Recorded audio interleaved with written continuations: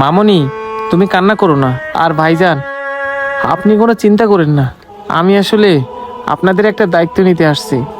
আপনি যদি কিছু মনে না করেন, আপনার মেয়ে মানে সোনার দায়িত্ব আমি নিতে চাই। ভাইজান, আমি কথা দিচ্ছি, আমি ওকে নিজের মেয়ের মতো, মানুষের মতো করে মানুষ করে গড়ে তুলবো। আপনি যেভাবে চাইবেন আমি ওকে সেভাবেই মানুষ করে গড়ে তুলবো। ভাই গো, আপনারা হইলেন বড় লোক মানুষ, আপনাদের কাছে গরিবের মায়া দেখায় কি হইব?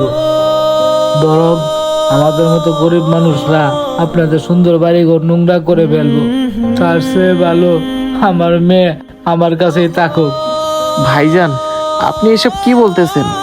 আল্লাহর কাছে কে গরিব কে বড় লোক এগুলো কি খাটে? দেখেন, আমি যেমন মাটির মানুষ, আমার বউটাও তেমনি মাটির মানুষ। আমাদের বিয়ে 7 বছর হয়ে গেছে, কিন্তু এখন পর্যন্ত একটা সন্তানের মুখ দেখি নাই। দেখেন, আমি কথা দিতেছি, আপনার মায়ের আমি চিরদিনের জন্য নিয়ে যাব না। আপনি সুস্থ হওয়ার পরে আপনার মায়ের আমি আপনার কাছে ফেরত দিয়ে যাব। ভাইজান, আপনি এত করে যখন বলতেছেন, আচ্ছা ঠিক আছে, আমার মায়াটার যেন কোনো ক্ষতি না হয়। মারে, আমার একটু পানি খাওয়া। ভাইজান, ভাইজান, কথা বলেন ভাইজান। ভাইজান, ভাইজান।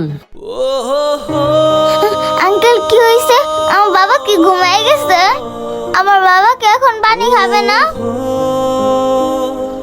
মারে, তোর বাবা চিরদিনের জন্য ঘুমায় গেছে। তোর বাবা আর কোনোদিন ঘুম থেকে উঠবে না।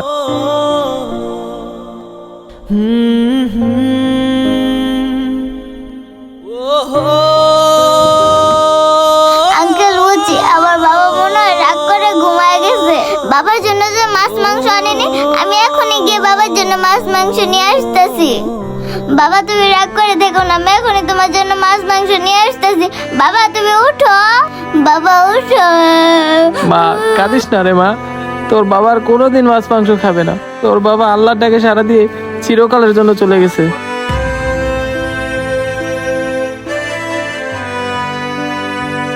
মারে, তুই আমার সাথে আয়। না, আমি এখন যাব না। যাই, একটা মৌলবি ডাইকে নিয়ে আসি। বাবা উঠো, কষ্ট করে বাবার জন্য ভাতটা নিয়ে আসছি। বাবার কখনোই ভাতটা খাবে না।